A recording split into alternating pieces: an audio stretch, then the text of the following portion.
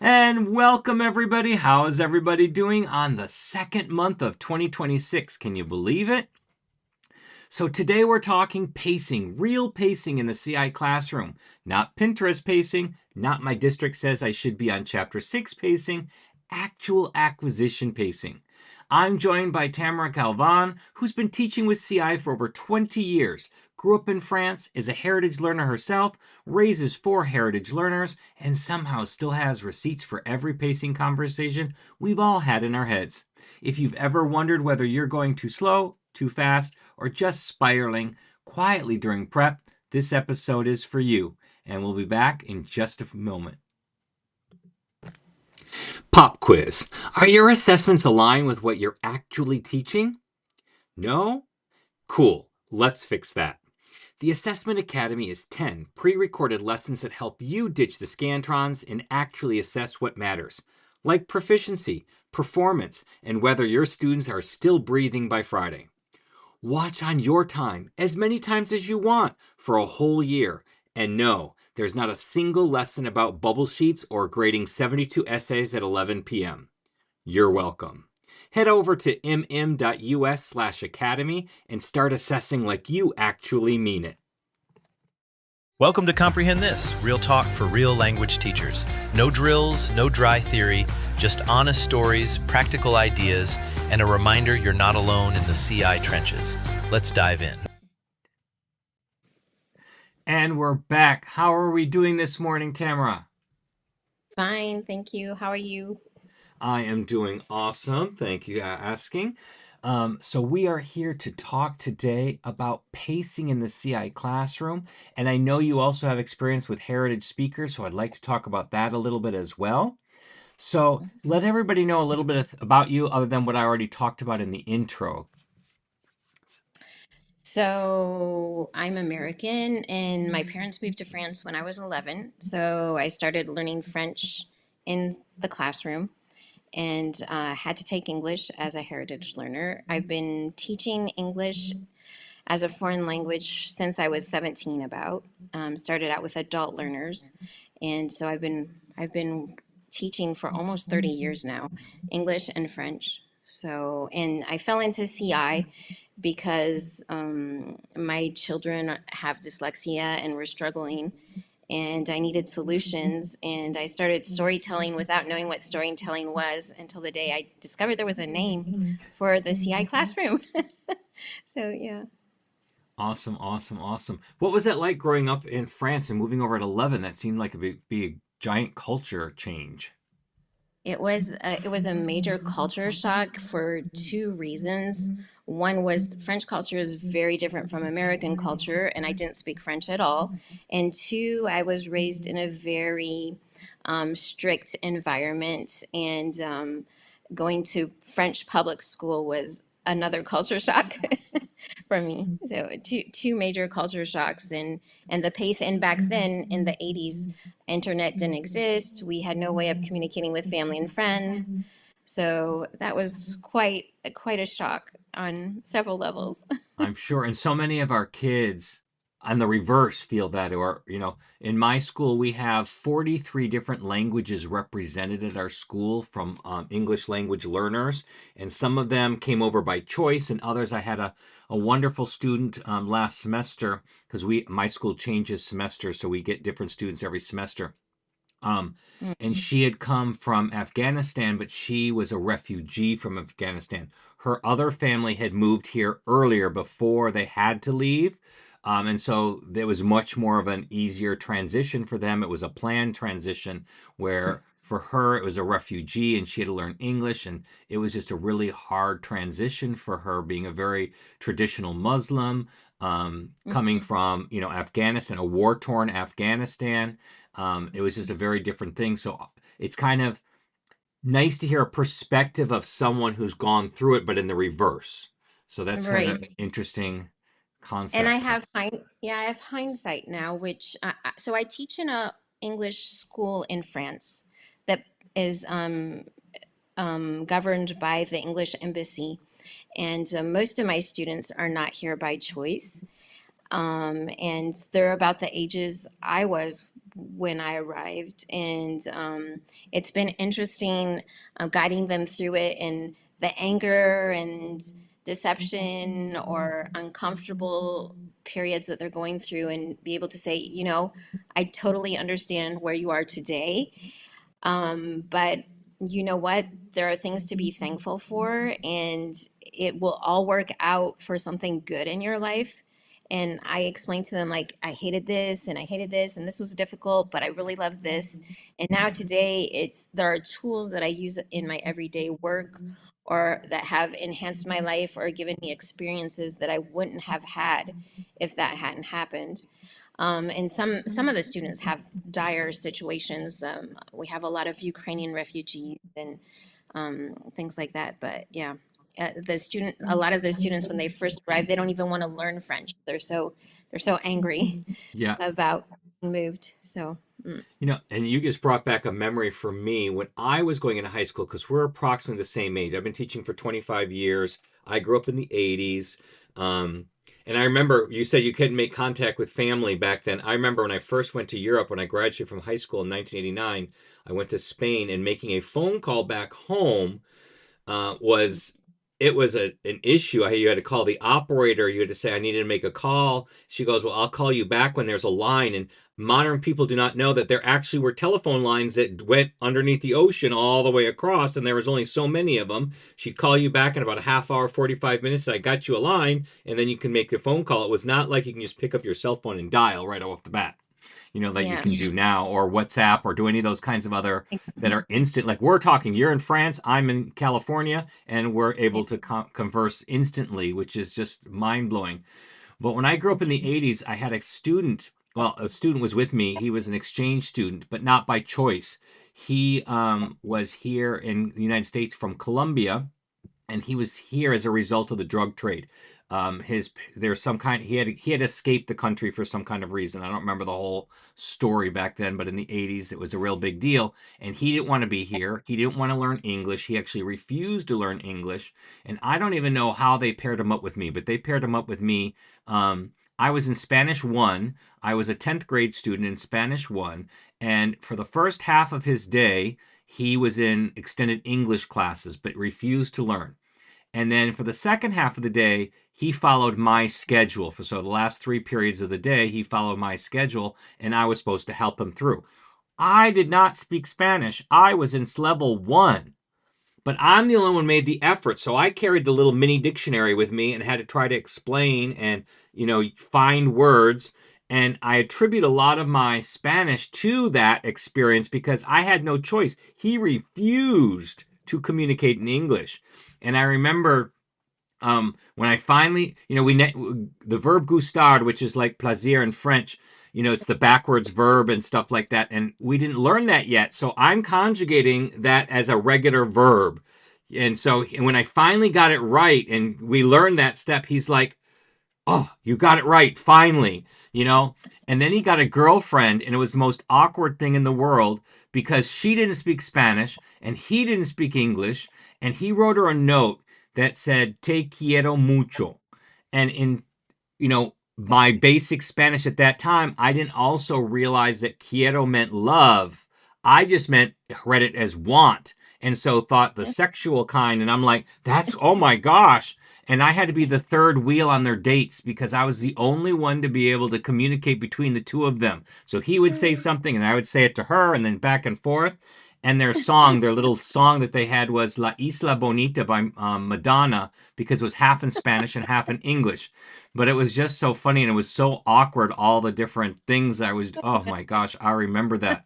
But yeah, he refused to speak English and was just counting down the days that he could go back to his country.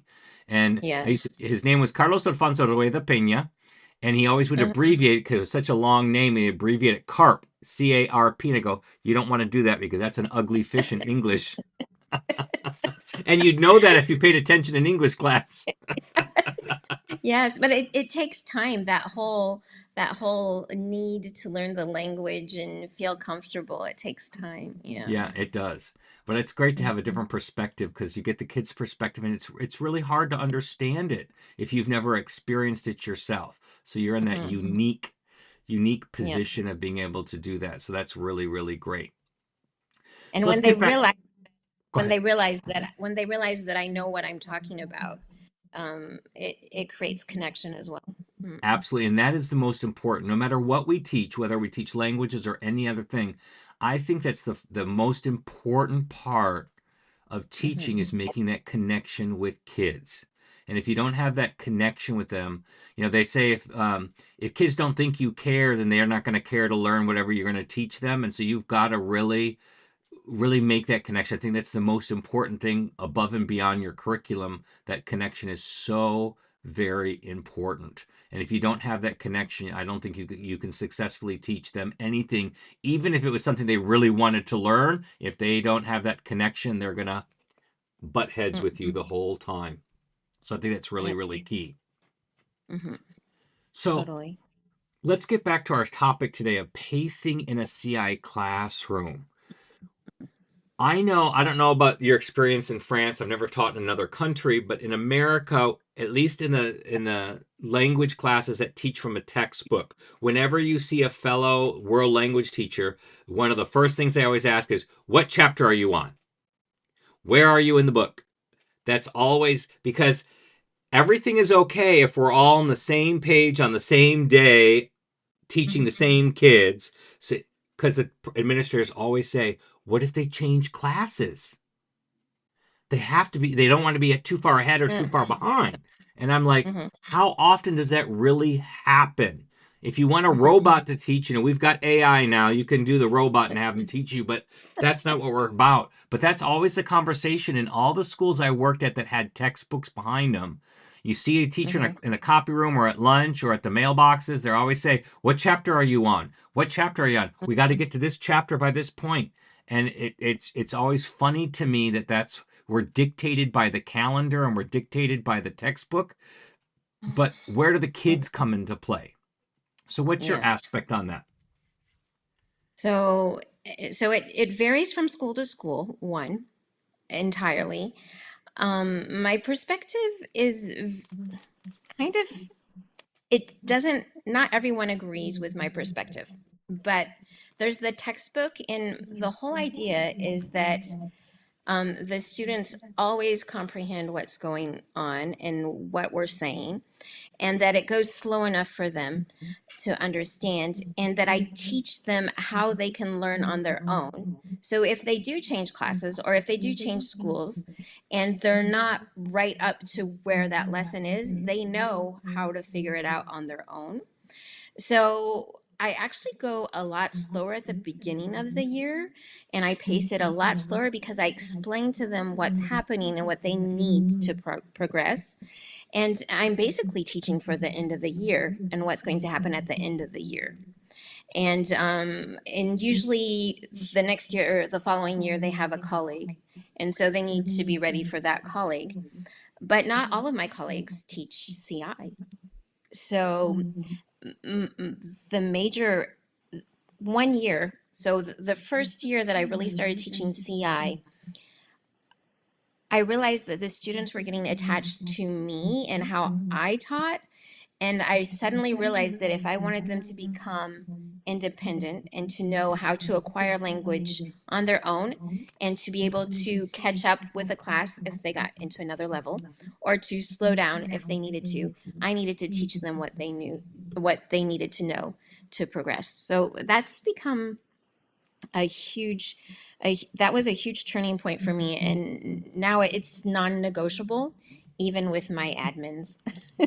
Yeah, I find it's a lot about educating both admin and other teachers as well, Mhm. because, and I'm going to give you two different aspects that I have thought about outside of the world language, but it doesn't matter if you covered everything from the textbook if you've left all these kids behind along the way. And I remember a math teacher, a high school math teacher, teaching ninth grade algebra. Um, and at this school, we got kids from all different feeder schools because we were not a charter school, but a career and tech academy. And so kids could apply to come to the school. So they're coming from all different. So it wasn't like you had a regular feeder school from middle school that could say, I know where this teacher got them to, and I can just start from there and move on. So he had kids from all over the places. And he said, if I started where my curriculum was supposed to start, I would have lost more than half my kids in by week 3, and there it's just going to go downhill from there. He goes, you've got to start where the kids are at. You've got to start there and work with what you have, regardless of what the curriculum says or your time map says or whatever. It doesn't make sense if you're just going to lose all the kids all along the way. And I read something else in a book years ago, and it really stuck with me. They had done an experiment with a physics class, and what they did is they taught it 2 different ways. One, they used the textbook and did every chapter and every question in the textbook and went through all of that, and then they took the final at the end of the year. The other one looked at the textbook and said, what are the 4 most important concepts of physics that they needed to learn?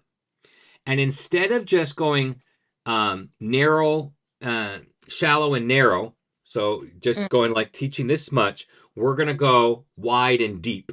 So we're going to go wide and we're going to go deep. So he took those 4 concepts, and each of the quarters taught one of those concepts really, really deep. And at the end, they took the same final.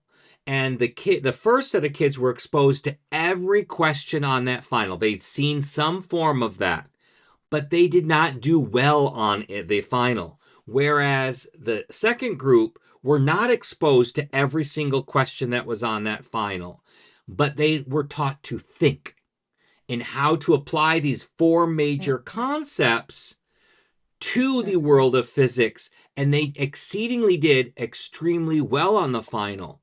And so what it tells me is going narrow and shallow, you're just covering the material. You're not teaching them how to actually use it. And you're covering so much material that they can't possibly realistically remember it all.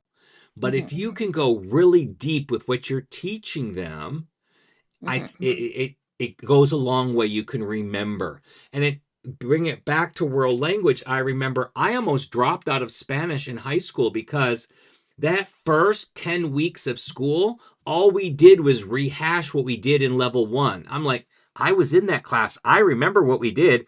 I don't need to spend all this time. And it was a waste of my time. And a lot of teachers spend, the first 4-6 weeks reviewing because the kids lost all that stuff over summer. Why did they lose it? Because you taught them way too much. They couldn't possibly keep it all in their head.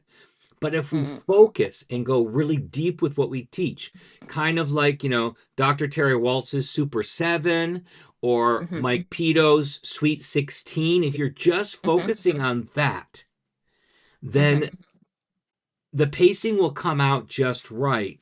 And your kids will be able to do a lot more than what they could have done if you covered all 10 chapters of the textbook that you're supposed to cover. And I think that's really an important thing. So I don't know if you know this about me, but I've worked for several editing companies to publish textbooks. And so there's usually about 6 to 10 chapters depending on the textbook and depending on the company. And I'm currently writing a textbook for Hachette.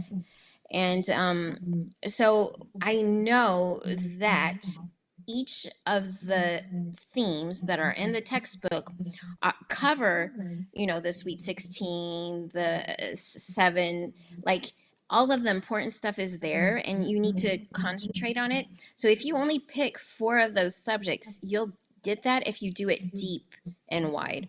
And those themes and those chapters are in there not so that you follow them completely through, which most people think that you should. It's to provide alternatives so that you can choose which themes and which subjects you think your students will be interested in and what you'll be interested in. So if you do it in a deep and wide way, you're going to be covering that. And each of those chapters and themes technically is supposed to cover what we call a progressive spiral. So you're going to be going over and over the different items. But if you do it in a way that's meaningful for your students and you explain to them what it means, and you watch their eyes, and you watch if they're understanding, and you watch if they're interested and invested, an invested student is going to progress so much faster than a student that's bored out of his mind and not listening, or a student that is drowning in incomprehensible foreign language. So, so yeah, even having written textbooks, I would highly suggest not just following the textbook. And actually, the major problem with that would be sometimes you have colleagues that you have to keep in sync with. And so I would talk with them at the beginning of the year and ask them where they are. And sometimes I would cheat, quote unquote, on a chapter so that my students knew what was going on. But because they weren't interested in that particular subject, or it wasn't connecting with them. And so I would find another way to get to it. Yeah. And I agree with that. And connect and that's really big here in America is that we have to be on the same page at the same time on the same week, and amongst all the same levels, which I find just I don't it's just not human. That's just not human. We're all different, and that's what makes us great teachers is that we bring all something different to the table. But I'm not for we should be on the same page on the same day on the same week. I'm not for that. But I am for we all need to be at the same spot or have taught Mm-hmm. the same material by X date. Right. So let's say we're going to have a common midterm or a common final. We should agree upon that from the beginning of the year where we should be and cover that material however we want to cover it. I know, like in level 2, first chapter of most Spanish textbooks are every single reflexive verb that they could possibly think of to put in a chapter is there. But I find that overwhelming for kids, and then they oversimplify, and words that were never reflexive before, verbs have now Mm-hmm. become reflexive because we've emphasized it so hard in this chapter. So Right. they're saying, I am myself. You are yourself. They're just putting them in words that they're just throwing in the reflexive pronouns everywhere. Where I find, okay, I've got to teach reflexive pronouns and we're going to be assessed on them at the midterm. But what if I just sprinkle a few of them in over the time instead of bombarding them with every single reflexive verb I possibly can all in one chapter that I'm supposed to cover in 2 weeks? Or Mm-hmm. every single fruit and vegetable because we're on the food chapter. Let's be honest, it's just not going to go over. But to sprinkle those through, I think that's much more important. And in the school I teach at right now, they don't get that because Mm-hmm. we always write the midterm and final the last week before we have to give it because we base it on where we all got at that moment instead of planning it in the beginning and pacing ourselves to get to that point. So we're always scrambling and we teach the same subjects semester after semester after semester, and every time the final is different because I didn't get that far this time, or I didn't really work on this. I'm like, you're now rewriting the final to what you taught rather than, having a plan and working towards that plan that we can all agree upon. So they're a little Mm-hmm. bit backwards on that backwards planning. They don't do the backwards planning. They're the where are we now planning, and then write the final for that particular point. But I believe, like you said, we've got to make those connections and we've got Mm-hmm. to um, go at the pace of our kids. And like we're on the semester system, so I have new kids every semester. And I have a Mm-hmm. general plan of what I'm going to teach, but I have to I Mm-hmm. can't even I have templates, for what I'm supposed to teach this week. I adjust it every single time because my kids are different. These kids Yes. got it faster than last semester's kids, or they're getting it slower. And then the Mm-hmm. connection part is really big to me. Mm-hmm. Where like my readings are written about my students. I pick students, I Mm-hmm. write about little jokes that came up in class or things that Yeah. they've said or things I know about them. And I have different kids every semester. And so I've got to adapt those things. So for me, what governs me, and I learned this from Blaine Ray as well, that you teach the kids in front of you and you Mm-hmm. go at their pace. Yes, Oh. I've got my curriculum map in the back of my head, my pacing guide in the back of my head where I'm supposed to get to. But that doesn't matter if I got through it all and then nobody's Mhm. on the train at the end. So I get to the final stop and nobody's there with me anymore because they all got left behind somewhere beforehand. I want to get as many of those people at that final destination on the train as I possibly can. And sometimes I got to Mhm. slow down through some cities and I can speed up through some other cities, but you've got to be at the pace of those kids. Yeah. It's, I think it's the most important thing. And a lot of the Mhm. time in America, not just in world language, that is a Mhm. problem that they like math. Mhm. There is so Mhm. much they have to teach in math, and math is a Mhm. hard concept for so many of our kids. And I even Yeah. think they tried teaching some concepts in math earlier, too early. Like for me, I Mhm. was not an algebra kid, and it was difficult for me. I understand it now, but teaching it to Mhm. a 13-year-old, that's a lot to it's a lot on them. Mhm. It's, abstract, it's not concrete, you can't apply it to Mhm. anything. So I think, and we try to teach too much. And so our kids don't learn as much because of that. And I Mhm. think teaching less is always more. Yes. And two, I think what I really like, Stephen Krashen used to always say, you're an expert in your domain, and there are very few people that are interested in your world language or in your mathematics like you are as an expert Yep. teacher. And the thing about that is that's the bad part, is that we tend to swamp our students with information that they're not ready for. But if we as experts know where we need to take them, and we have backwards design in place, and we know the different steps and elements, and we know how it works, we're in front of the students. We can observe them, we can see their eyes, we can see their attitude, we can make those deep connections that are going to make what we're teaching them profound and relatable to them. And so we'll get them to where they need to be if we know where we're taking them. And we can make it fun. And we can use the textbook, but you can sprinkle the textbook, and you can dive deep into it with your students. But the main thing is seeing them invested and happy to learn, and understanding why they're learning a certain way and how to reuse it. And I've actually had several of my students teach themselves Korean, just copying what I've taught them in English lessons or in French lessons. And so they've taught themselves another language. They've gone home and said, oh, this is what I need to acquire this language. I'm going to study it on my own.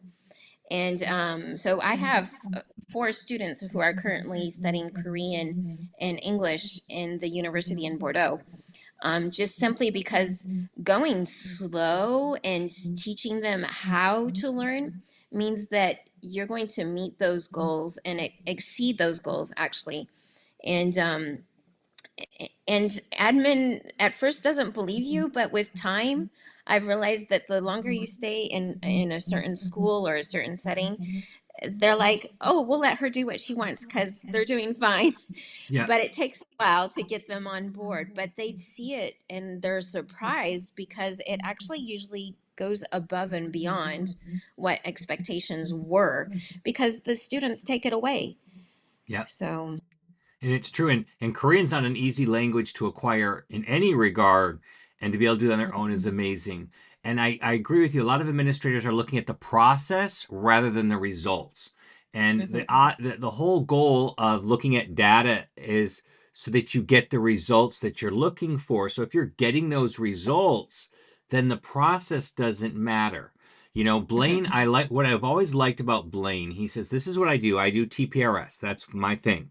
mhm, But that's only because it's the best way that I currently know how to mhm, get kids to acquire language. If something comes along that is better and gets kids to acquire language faster, I am mhm, dropping TPRS and going right to that. mhm, So for him, again, it's not the process, it's not the technique, it's mhm, not the filter which with your teaching, it's getting the results. The results are what matter, and it doesn't matter how you get there. And I tell it the same thing with the kids that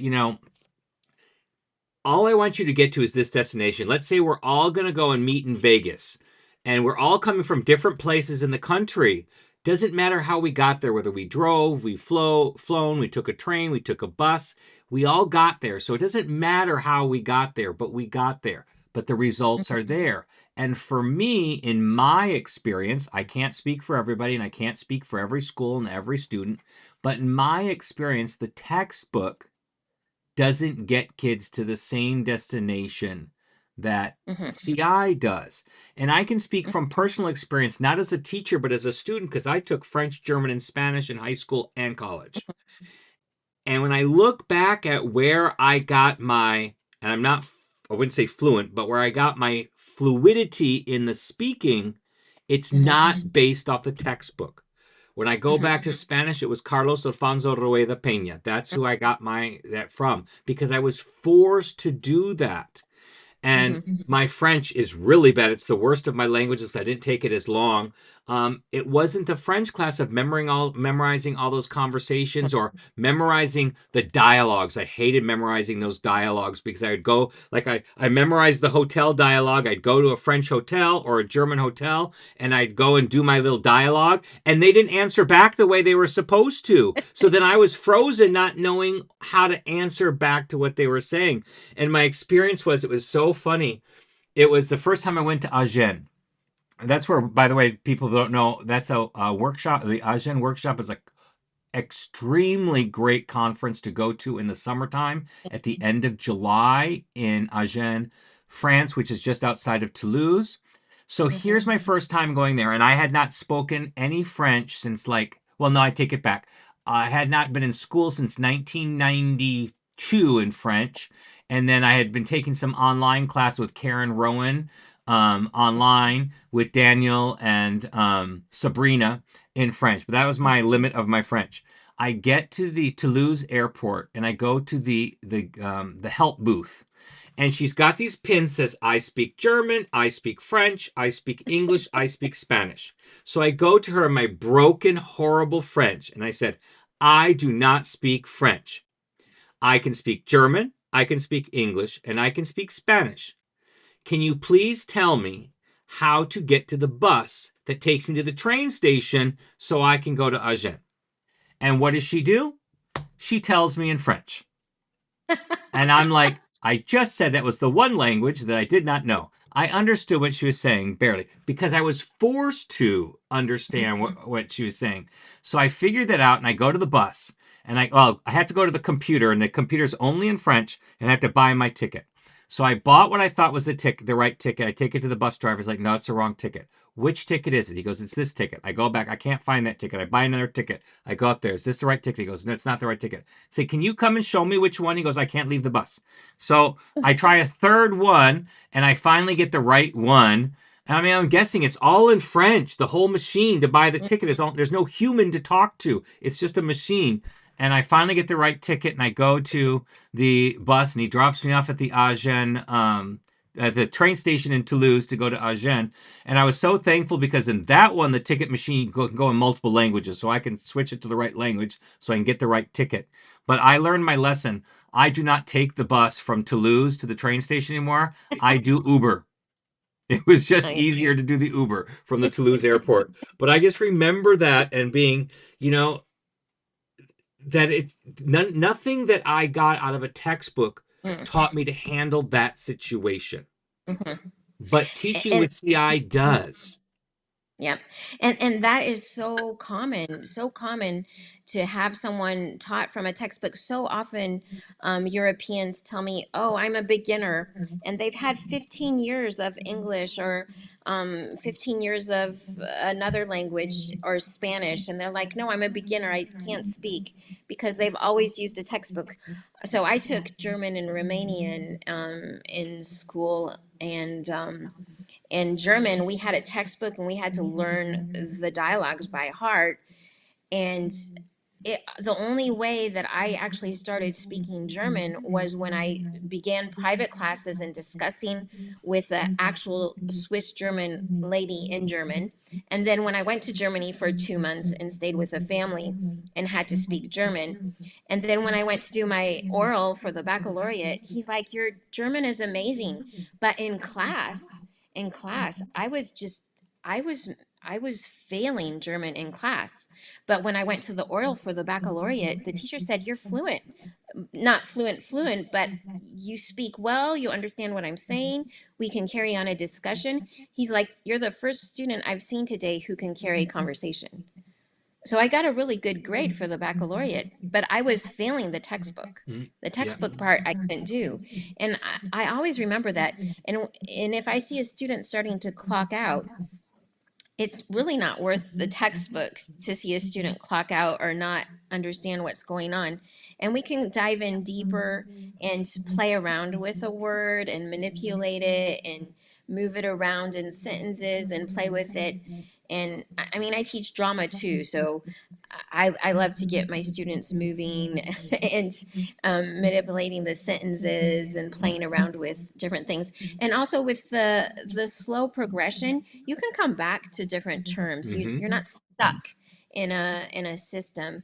So I kind of like to play with the textbook and like pull things out, and I don't really follow a textbook, which isn't very wise of me to say, seeing as I'm writing a textbook right now. But when I design a Do textbook, as I say, not as I do, right? but I design a textbook to cover different needs of the students so that they learn. Um, yeah, I do try to design a textbook in the CI fashion, um, of sorts. But yeah. Yeah, I think it's really true. Like, I know that those dialogues, we had to memorize those dialogues, and they taught you Hmm. one way to say something, and then because someone rephrased it and used a Hmm. different way of saying the exact same thing, you didn't weren't taught that, so you don't know what it was said. Because Oh. textbooks are you have to know the word for word, every word, and if they didn't teach it, you don't know it, and if they did teach it, you're supposed to know it. And I Hmm. remember in college, it was Spanish. My Spanish professor broke a couple of rules of etiquette right off the bat. Hmm. Because Hmm. you girls are different, but guys are very straightforward when it comes to going to the bathroom. That Uh-huh. you know, we don't talk. You start a conversation, it ends at the door, and you pick it up when you get back out. You don't have a conversation in there. And you don't stand next to someone in the stall if there's more than one stall. I know French bathroom etiquette is very different from American etiquette, Uh-huh. but this is American male etiquette. And my Spanish teacher comes in, stands in the stall right next to me, and then starts having a conversation in another language, in Spanish, with me. And I am like freaking out, like I am just trying to go to the bathroom here. And he said it like, "How are you?" in a different way. I never heard this way of doing it. So it was a very colloquial Spanish way of saying it versus Latin America or anything. I never heard it before. And I wasn't taught that, so I didn't know how to respond to it. And so one of Hmm. my things I'm really big on in my assessments and stuff in class, my practices, is I deliberately put words and phrases that my Hmm. kids don't know, that I know my kids don't Hmm. know in there, but they Hmm. can guess from context clues. Hmm. And no answer to a quiz or a question is relying upon understanding that phrase. Yeah. And my other teachers would say, we can't put that in there because we didn't teach it. I'm like, I want Mm. to put it in there specifically because we Yeah. didn't teach it. Because I want Exactly. my kids to feel a little bit uncomfortable of not understanding everything that's being said, but they understand the main ideas that they can have that conversation. Because in real life, as a non native speaker, there's always going to be someone who knows more vocabulary and more expressions than you do and are going to use them Mhm. with you. And there's no Mhm. way that you're going to be able to catch up with a native speaker. It's impossible to catch up with a native speaker. You're always years behind. So I want them, instead of having that shock when they're in real life, to have that Mhm. shock in classroom where we can work through Yeah. it. So I Mhm. deliberately put things in there that I know they don't know, but can guess Mhm. from context clues to actually teach them how to deal with that uncomfortability, Yes. because Mm. textbooks I don't think do that. They only assess exactly what they teach. And Mhm. that may be a practice in other disciplines, but I think that's not, it's doing a disservice to our kids. Like when they say to make CI 100% comprehensible, I'm not for that 100%. I like to have a little bit of gray area to make them think a little bit, to use the context clues and the vocab that they do have to Mm, make good generalizations. And in class, when we're mm, working one on one, as a class, they're always welcome to ask that. But then they mhm, feel what that's like and then can overcome that anxiety. So they're not having that anxiety when they really need not to have it in real life. When they're at that hotel desk and they say something they don't really completely understand, that they don't just deer in the headlights are shocked, that they can use the language they do have to ask clarifying mhm. questions and get that information back out of Exactly. them. Hmm. And actually, I teach inference always Yep. in foreign language classes, from my own experience. But I always like to make them feel this kind of insecurity so that they become more and more secure. Yep. Because someone who's going to progress, if they know how to infer meaning depending on the context, they're going to progress. So I I'm not going to make many friends here, but I don't actually teach with CI textbooks. I do not teach with graded readers. I teach with readers that my students are interested in. So, for example, in second year English, I will be teaching Narnia, for example. I will be teaching The Lion, the Witch, and the Wardrobe. What does that do is I'm teaching my students how to infer meaning, sorry, in the words that they don't know, and they catch on really fast and they love it. At first they're a bit scared, but even when they're watching a movie with subtitles in English or subtitles in French, depending on what language I'm teaching, they catch on really quickly on reading the situation and figuring out what was meant. So I do it that way. And then for production, because obviously when they're in high school they have to produce something, I do fluency writing. And so I'll put an image up on the board and I'll have them write a paragraph.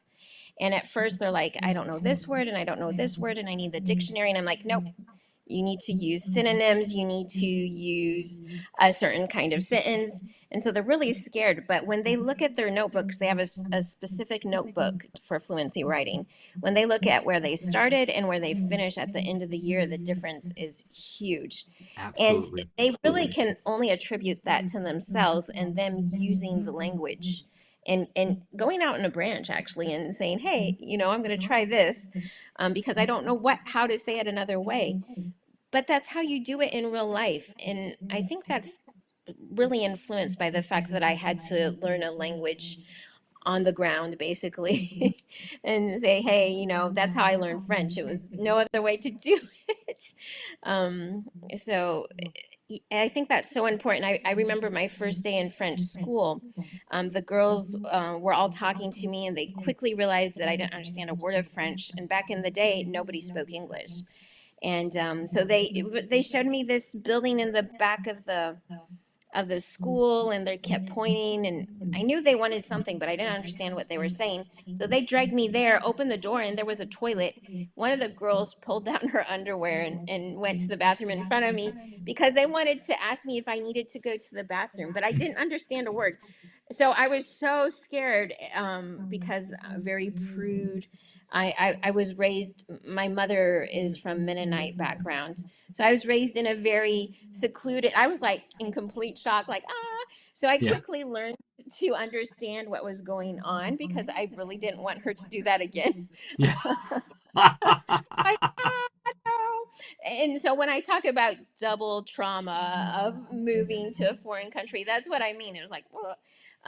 But I learned so much, and also it's helped me even today when I work in international meetings and I have to interpret, and I can read a room a lot quicker. It's taught me to read a room. It's taught me to read who I'm talking with. And when I'm teaching online, I like all of my students to have their screens on just because I love teaching to the eyes and the face and what's going on. Like, Body language is so important. yeah. And And I think if they learn that, they can go to the country and they can pick it up so much faster. or they can speak with someone whose language it is and they'll pick it up. But teaching those basics, those fundamental ways of learning a language really allows them to go so much further, because when once they leave my classroom, they can pick up a book in a foreign language and try to figure it out. They Yeah. can watch a series on TV and try to figure it out. They know that if they put the subtitles in the language that they're targeting, that they can figure it out. They know what they need to do, and I teach them how to use a dictionary too. So many Yeah. kids don't know how to use even an Yeah. online dictionary. Yeah. But when you teach them those tools, you're making them independent. And I had one of my inspectors say, "Yeah, but then you'll have different levels in your class." And I'm like, "Yeah, but the level of language that we're teaching, especially if it's English, is still not high enough for what they need for the next year." Because I have some students, when they leave high school, they're going to have classes entirely in English, depending on what they've chosen. Or if they go overseas, they'll have classes in English. They need to be able to master a level of English that isn't even required for the Yeah. exam. So I need to equip them to be able to learn on their own. It's that And it, it's that phrase like if you give somebody a fish, you learn them how to eat for a day, but if you teach them how to fish, then they can mhm, feed themselves for a lifetime. It really does apply. It's the yeah, same kind of thing. And you were talking about the inference, and even English teachers here in America said our American kids cannot infer. They can't mhm, do that. And so I've mhm, always put in there, when I make questions, I want always 30% of my questions to be inference questions to kind of get them to practice that so they're ready for whatever comes their way. But I also teach, and I learned this from La Maestra Loca, Annabelle, yeah, and she teaches them circumlocution. So I have posters on my wall. I have one for person, place, animal, or idea. mhm, mhm, So they can start with that. And I had a kid who's really good at it. I had him last year for level 1. Now I got him this semester for level 2. And mhm, he really took to that circumlocution. He goes, I can never remember the name for it, and I can never know how to pronounce it, but I know what it is. And so mhm, he's like, I couldn't remember the word for city. So he knew the word up. My poster up the board says there's a place. So he put mhm. Es un lugar con muchas casas. It's a place with a lot of houses. That's So, perfect. because he didn't know his word for buildings either. Mhm, So he used what he had. And I'm like, that was perfect. On the AP exam, mhm, you'd get extra points for that. And it was like when mhm, I took the AP exam in Spanish way back when, we never learned the word whale. Never. It never mhm. came up. But Yeah. that was the entire test in speaking and writing was about whales. I am like, Mhm, really? And I know it's not biologically correct, but I said I wrote a really big fish because I knew how to say mhm, fish and I know how to say big. And I know they're not fish. I know that they're mammals, but I mhm, got my points in AP because I didn't just put in the word whale like a lot of kids did because they didn't know what to do. I circumlocuted. And so it's a mhm. really good skill to be able to do that and to Oh, ask clarifying questions. And I go to the kids, let's go, you go to the grocery store, you go to a movie theater or wherever, and you're interacting with someone whose English is not their first language, mhm, and you don't understand how they said something, not because you don't know English, but because they phrased it kind of weird or whatever. We don't stop and correct them. Number one, that's rude. mhm, But us teachers feel like it's our right to do that, which is shocking. That affective filter goes way up. But at the yeah. same time, what do we do? And it's the same thing you'll do in a foreign country is you ask a clarifying question like, I'm Mhm, sorry, I didn't get mhm, that. You didn't say, I'm mhm, sorry, you said it wrong, and now I didn't understand because you said it wrong. mhm, You put it back on yourself. I'm sorry, I didn't get that. And then they rephrase it, and now you get it. It's the same thing in a language. If you can mhm, use those types of things, if you've already gone through that anxiety in the mhm, classroom, that little bit of anxiety of not always understanding what's going on, but being able mhm, to ask clarifying questions to get the mhm. ideas to come Yeah. across. Because as Oh, yeah. Van Patten says, it's always a negotiation of meaning. It's not Yes. always Mhm, an equals. You said something and mhm, I 100% understood it. There's a lot of gray area, even when you're mhm, fluent and you're always negotiating mhm, meaning back and forth. And so that's really an important skill for us to teach our kids to be able mhm, to adapt to the live Mhm. situation. Because I always tell kids, they go, I want to know what's on the speaking test for tomorrow. I'm like, I don't know what I'm going to tell you tomorrow, so I can't even study for that because we don't get up in the Mhm. morning and rehearse everything that we possibly could say with every person we interact with. We just have to Mhm. interact live with them. And that's the Mhm. kind of skill that I want to teach my kids to be able to do. And where Mhm. pacing doesn't really hit that is because if we're just getting through the vocabulary and the grammar just to get through the Mhm. vocabulary and grammar, we're really not teaching the kids to live in that language, which is what our real goal Yeah. is. And living in the language is a key element because there are so many cultural differences. Like, for example, if I translate bread, pain, a French person is envisioning a baguette, a Yeah. French baguette. And you don't make the same type of sandwich with a French baguette that you do with our American bread. It just Mm-hmm. doesn't work the same way.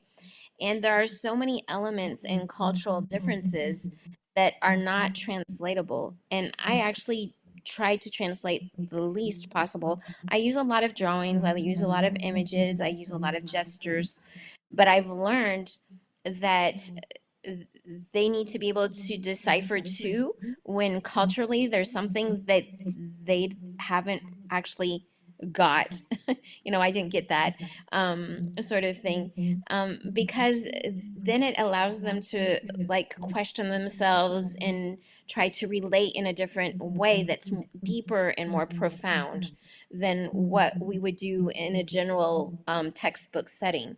I think that cultural element is so important. And I think that's influenced also by the fact that I've taught in France for a while. In France, you're not allowed to teach a foreign language without adding cultural elements in it.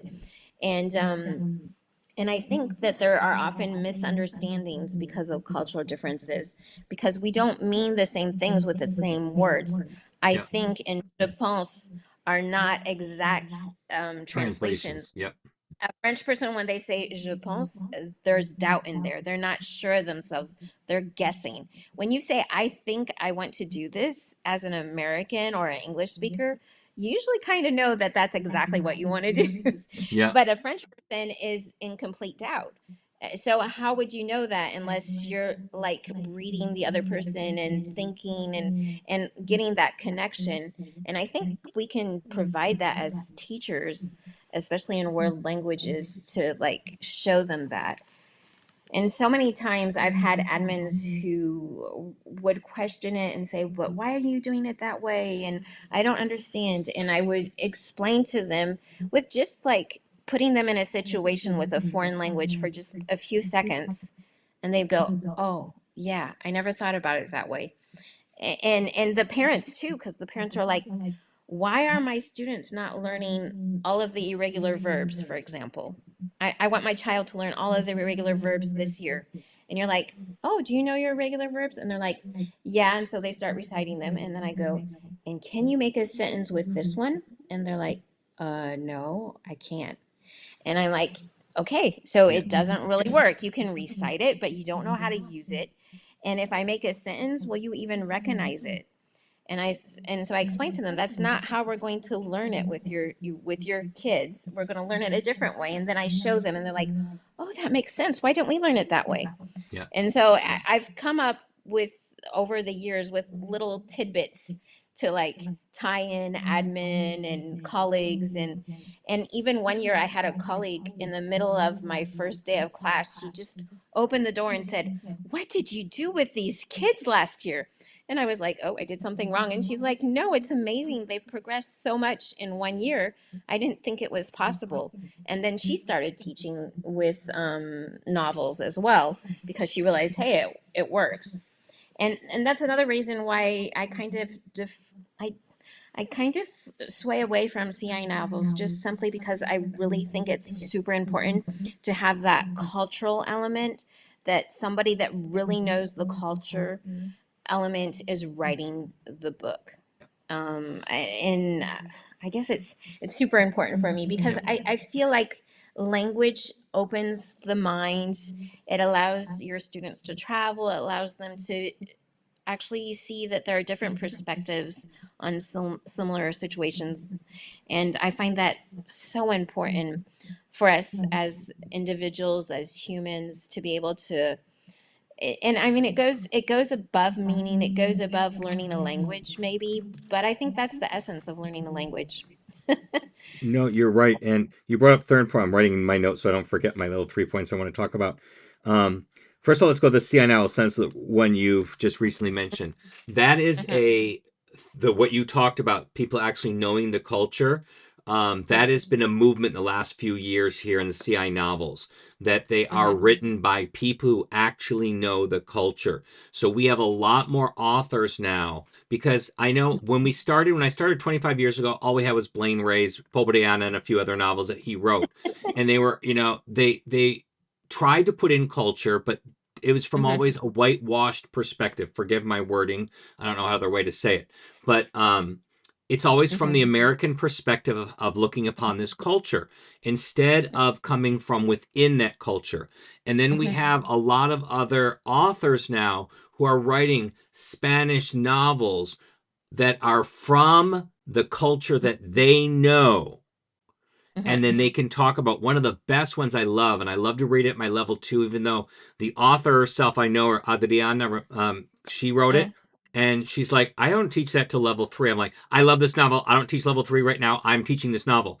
It's the one where it says, I'm got lost in Medellin. And it's about a Oh yeah. Canadian who's on a exchange program with his friends. The whole school, his class went to Colombia, and he gets lost Hmm. and he has to find his way back. And so he Hmm. meets up with this local guy, says, well, I'll take you back to your hotel. Because he originally says, here's how to go on the bus. But it was so complicated, he's like, I can't do this. Because there's like four changes or something like that. She says, well, I'll take you, but I've got to run some errands first. And so through all of these errands, you're Hmm. learning some aspect of Colombian culture from an Hmm. authentic person's kind of way. And I love that Hmm. about the book. That's why I love the book. And it teaches some Colombian slang in there. And I love the book, so I'm going to teach it. So Yeah. that's the movement we're going for. We got the same idea from you that you have, just different ways of getting there. But Hmm. we want more books by people who actually know what they're talking about and not from an American lens that a lot of them were always written. And no offense to those writers, it's just we want something No. more authentic, you know? Yeah. The other thing And you I said, cult. and I Go ahead. and I love those new authentic books. I'm actually trying to learn Spanish, so I've actually worked on some of Andriana's books. But the I think too the students, you said deeper and wider connection with the students, and I think that cultural element draws them in because that's real life. I Yeah. mean, who hasn't talked to a friend and said, "I don't understand what you mean," or a teacher and's like, "Whoa, that was." Even when we're speaking the same language, I know my banker, when I talk with my banker, we don't always understand each other. And we're speaking the same language.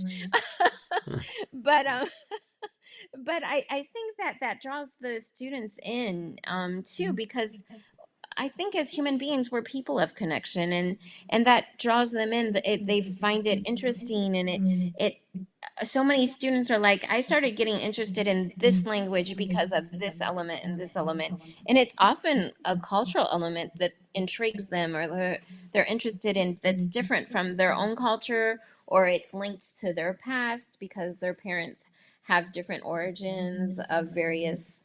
I mean, that's why I took German. My grandpa spoke German, and his parents were German, and I was like, I want to take German. Grandpa speaks German. So, Yeah. but yeah, Those connections are that important. connection, that And yeah, another aspect you talked about was the culture, and there's not always a direct correlation between. mhm, And in American textbooks, they put in culture, but it's usually associated with a holiday or food. Those are the two big things. And those are the least cultural things I can think of. Those are just easy to teach. One of the things I mhm. love to teach about culture, about real thing, is, and it's everybody's going to laugh, but it's bathroom culture because it is so Yeah, different. Like I yeah. told them when I went to Spain in 1989 the first time, I was on a tour, and we did not stay in American hotels. The tour group booked all these local hotels. So for me, learning how to use the bathroom was a new concept because every hotel did it differently. Sometimes you pulled a chain to flush the toilet. Mm, Sometimes you stepped on a pedal. mm, Sometimes they had a small button and a big button. Sometimes, all these different things. Sometimes you faced the wall, sometimes you faced away mm, from the wall. Then there was this little thing that looked like a drinking fountain next to the toilet, but it was not a drinking fountain.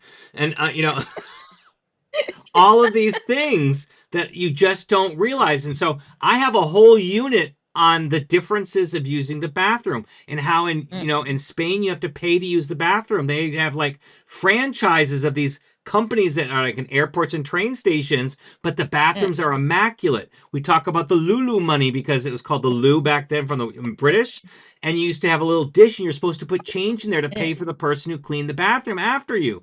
And it was just a really strange because that doesn't happen here in America. And you don't mhm. have to pay to go to the bathroom and all that kind of stuff. And so it was a really thing. And then I explained my experience with the French bathrooms because I am not French. I didn't study French very much, and I went to Agen the first time, and I first looked at the school that we go to for the conference.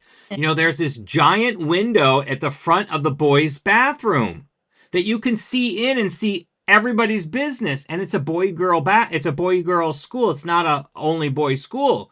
And you see all the urinals. There's no partitions between the urinals.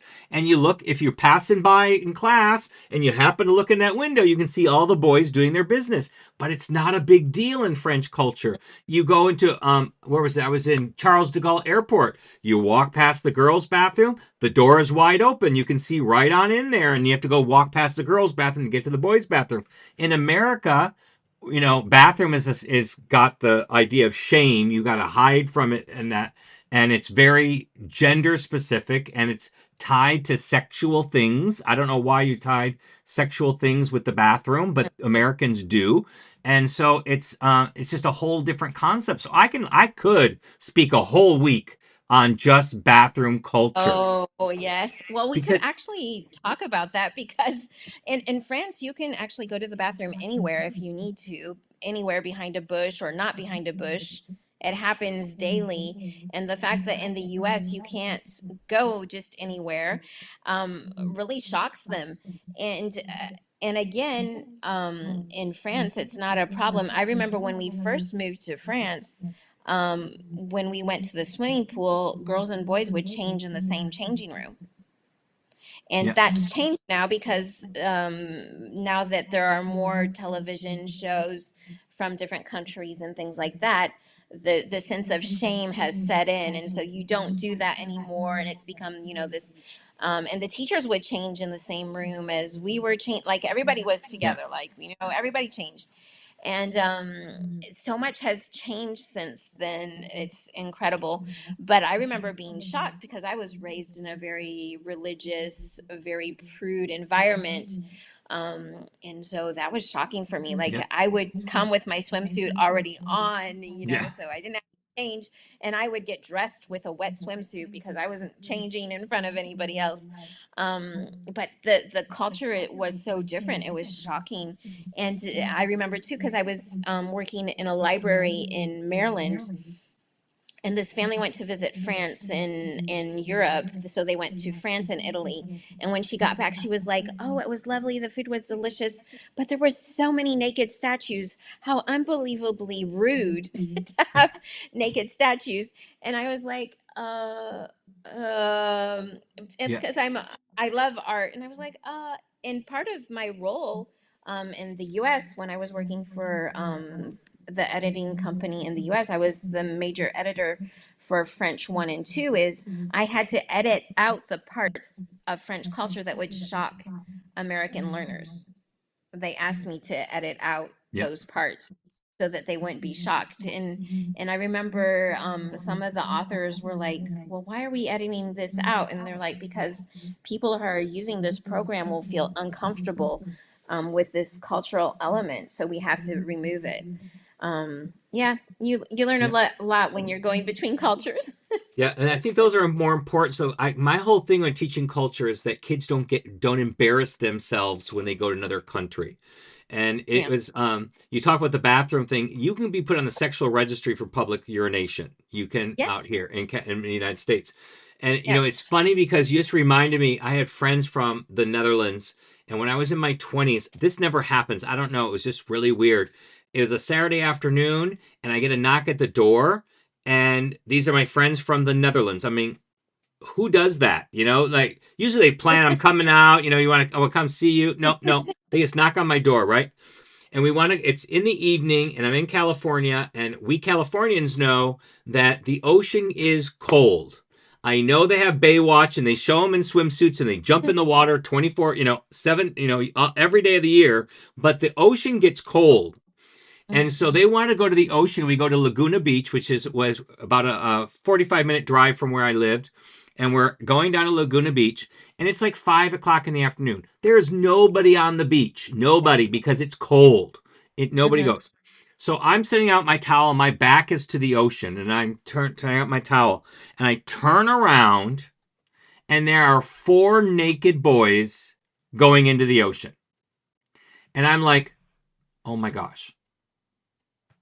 They don't know we're not in the Netherlands anymore. You cannot just Yeah. go naked in the Yeah. ocean. I didn't have the heart to say anything at that moment because there's nobody on the beach, so nobody saw anything. So when they come back, I go, "You can't do that. You're in America here. You got to have a swimsuit." They go, "Well, we don't have swimsuits." I go, "Well, guess where we're going tomorrow? We're going to go buy some swimsuits." So we went to go buy some swimsuits, and then we go to Oh. Malibu on a Sunday afternoon. We go to Malibu, and the beach it's midday. It is Yeah. packed, Uh-huh. 100% packed with people. And so I wasn't in my 20s. I wasn't graphic enough on how to explain how this works in America. So we go there, and they I have know their where this is swimsuits, going. and I'm getting ready to go to the changing room to change, but not these Uh, four boys right there on the beach. Off come their clothes, and they are naked. And parents are like running and leaping to cover the eyes of their children, right? Because they've got these four 20-something naked men on the beach, and they're putting on their swimsuits. And the ranger comes over to me and he says, "What's going on here?" I said, "Oh, I am so sorry." mm, I said, "I'm mm, embarrassed. These are my friends from the Netherlands. They don't understand. They were naked at the beach yesterday. They didn't realize they couldn't be. We got mm, swimsuits, but I didn't explain to them they had to change in the changing area, not on the yeah. beach." And he's Mm, laughing at me, thinking, "Oh my God, you got your hands full." But it's the cultural differences, and mm. you just don't think of what they don't know to explain to them.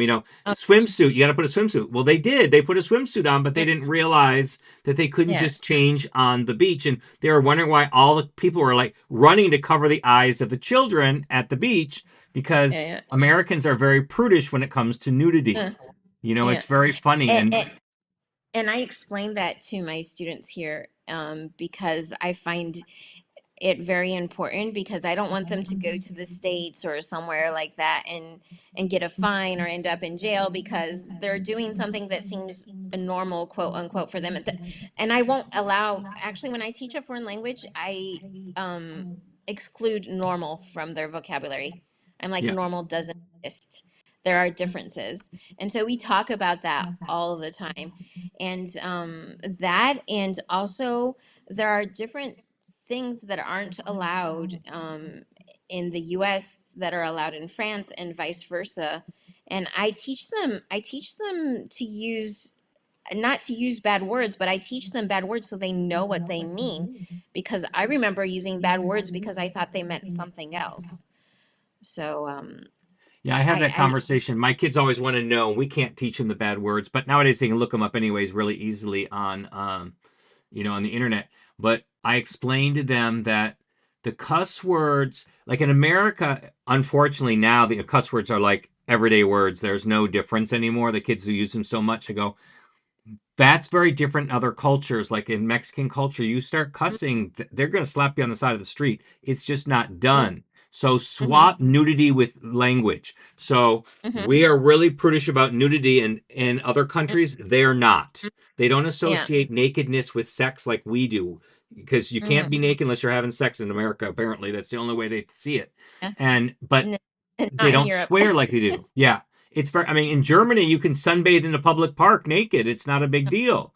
But in In America, you France. can't do those kinds of things, and you can get yourself into lots of trouble. So Mm-mm. it's very different. And so when you talked about that aspect of culture, that was what I always Mm-mm. think of. I want to teach my kids what they can Mm-hmm. do to not embarrass themselves in another culture. Like in Colombia, they also point, but they point with their lips instead of Mm-hmm. with their Yeah. fingers.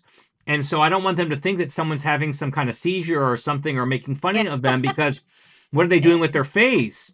And so I Mm-hmm. want them to understand those types of things when it comes to culture.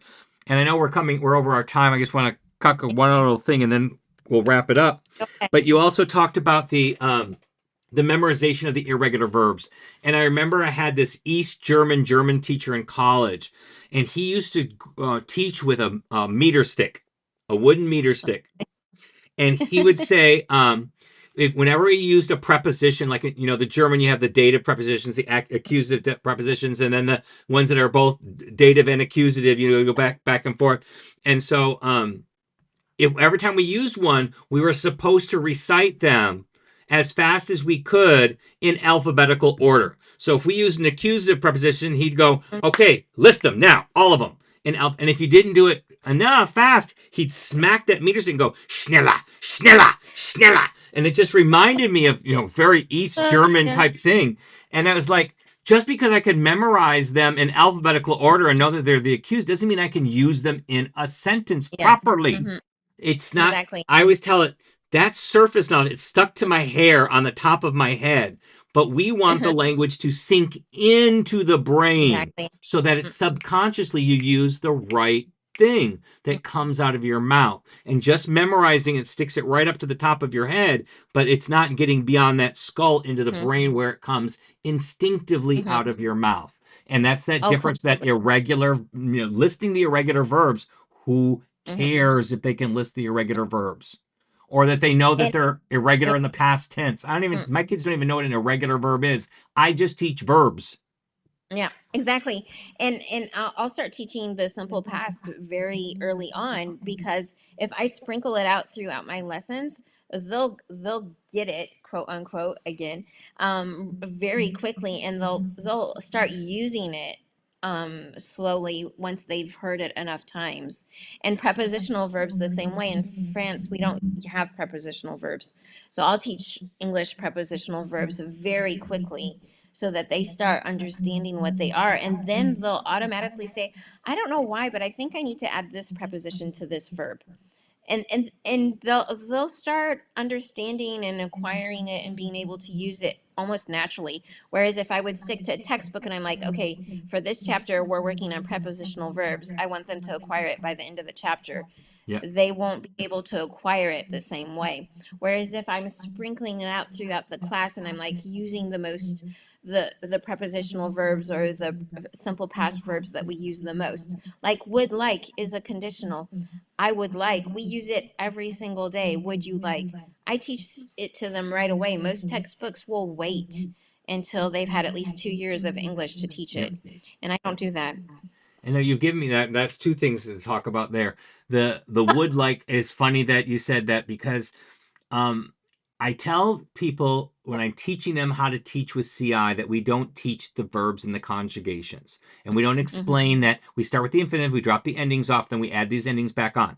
Because that's artificial, and no French or native language learner has ever learned to do it that way. Right. And they go, but it works. I'm like, it doesn't. Your kids don't know it. I Yes. go, there is one word that they don't teach that way in every textbook in French, German, and Spanish. I know for a Mm-hmm. fact they do not teach this verb that way.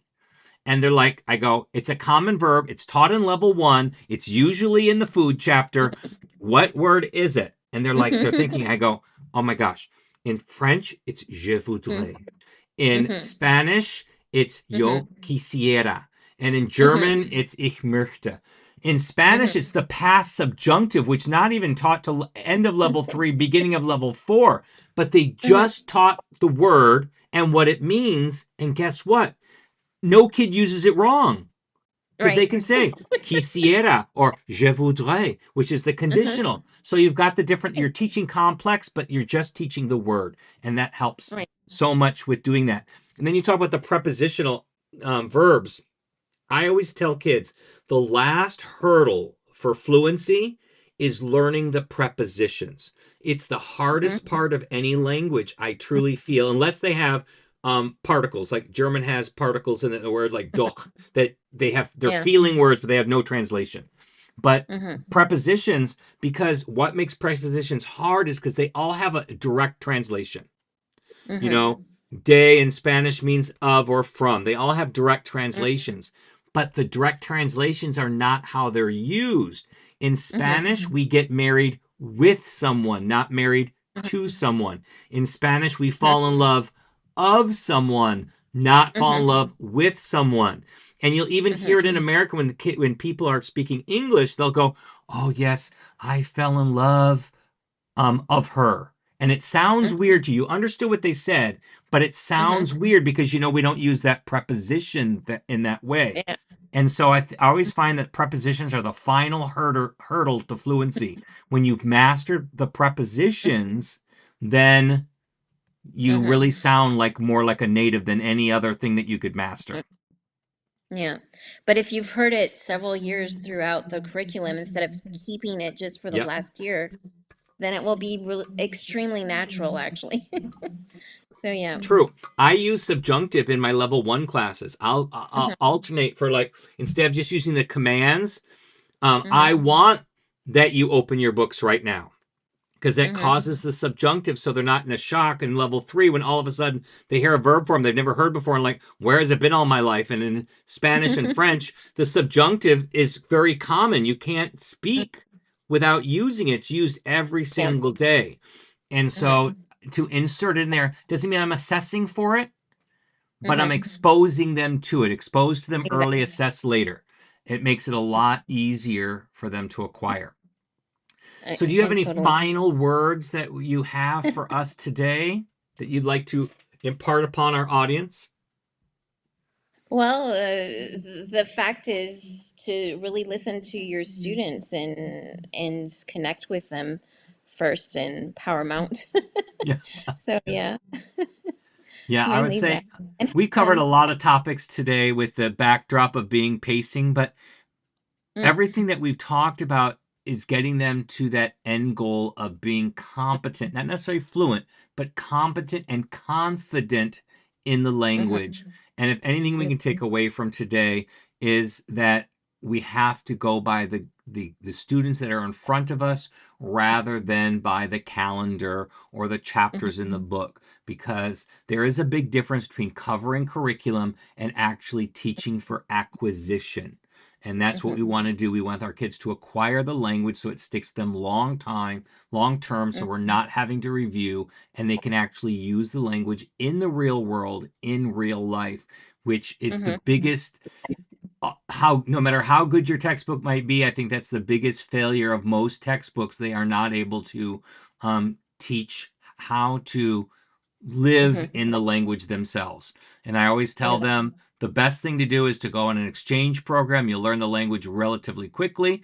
And outside of that, to be in an immersive classroom, one that the language is being used Hmm. consistently and constantly, then you can do Yes. it too. But it's a much slower process in the classroom because you're Mhm. only getting an hour a day versus, Right. 24 hours a day in Mhm. another country. So thank Exactly. you so much for joining us. Stick with us because Thank I'll you. talk to you after we're done Okay. here. So stick with us. But let's go ahead and Okay. give our little wrap up.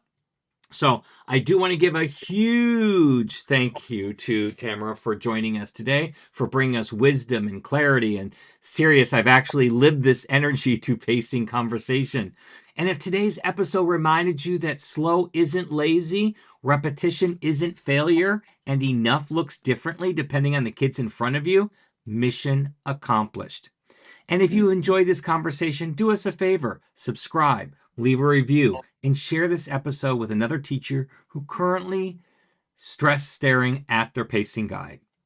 You can Hmm. watch us live on YouTube or catch the replay on your favorite podcast app.